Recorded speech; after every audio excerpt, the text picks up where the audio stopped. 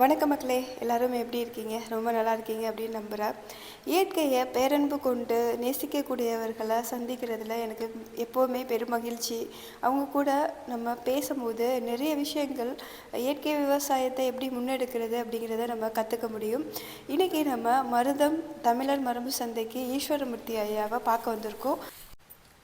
இது ஒரு தாராச்சுங்களா? இது இந்த கழிவறை தண்ணியெல்லாம் இங்கே வருது. இது பூமியில் இறக்கியிருக்கிறோம்.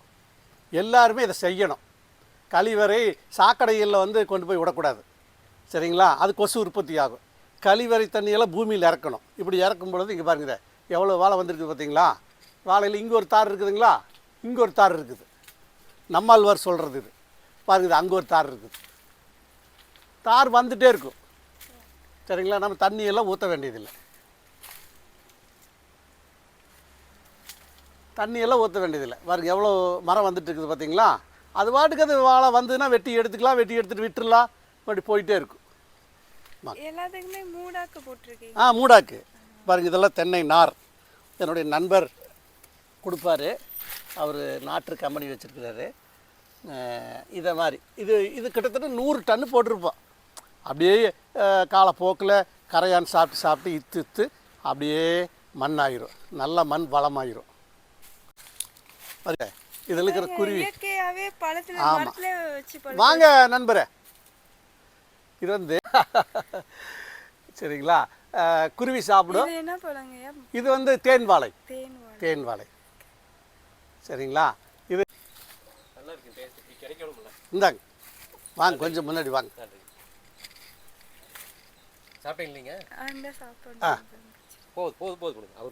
ரொம்ப நாளாக இங்கே வருவார், அப்புறம் இன்னைக்கு வந்திருக்கிறாரு. அப்புறம் அவர் அப்பளே பழமெல்லாம் சாப்பிட்டார், இதெல்லாம் பொறிச்சு சாப்பிட்ருக்காரு. அவர் யார் வந்தாலும் பொறிச்சு சாப்பிட்டுக்கலாம். குருவிகளாக சாப்பிடும் பாருங்க, குருவிகளாக சாப்பிட்ருக்கு பாருங்க, குருவிகளாக சாப்பிடும். அப்படியே மாறி மாறி மாறி மாறி இருக்கும். இங்கே ஒரு தார், இது சாப்பிட்டீங்களா நண்பரே? ஓகே வாங்க.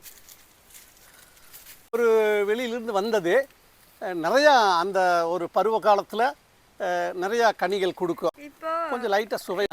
இப்போ ஃபெர்டிலைசர் போட்டால் கண்டிப்பாக உங்களோட தோட்டத்தில் இந்த மாதிரி லீஃப்லெட்ஸுக்கான பூச்சிகளுக்கு வேலையே இருக்காது. இயற்கை விவசாயம் பண்ணுறவங்க தோட்டத்தில் கண்டிப்பாக இருக்கும் இந்த மாதிரி லீஃப்லெட்ஸ் இருக்கும். அந்த பூச்சிகளும் அந்த பூச்சிகளும் புழுக்களும் சாப்பிட்டு அதுக்குண்டான உணவு கொடுக்கணும்ல, அதுவும் உயிரினங்கள் தானே. நானெல்லாம் எதுவுமே அடிக்க மாட்டேன், அது வாட்டுக்கு சாப்பிட்டோம். ஏனுங்க, நாம் இது என்ன பண்ண போகிறோம்? இந்த இலையை நம்மளுக்கு தேவை கனிகள், இதுதான் கனிகள், இது வருது, இதுதான் முக்கியம். இது ஏன் இதை போய் கண்காணிக்கணும், எல்லாம் சாப்பிட்டு அப்படின்னு விட்டுறது. பாரு, இங்கே ஒரு பழத்தாரு.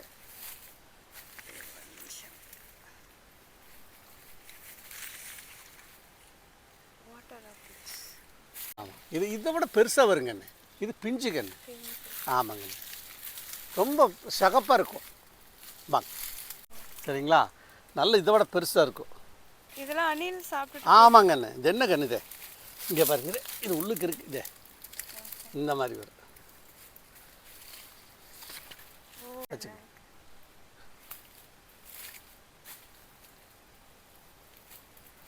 இங்கே பாருங்க, இங்கே இது குறைவாக தான் வரும், ஆனால் நல்லா இருக்கும், சத்துக்கள் நிறைந்தது. இது வாரம் வரைக்கும் வரட்டு அப்படின்னு ஊடு பயிர் மாதிரி அதை ஊடு பயிர் மாதிரி அதை. ஆமாம், சீத்தாப்பழம்.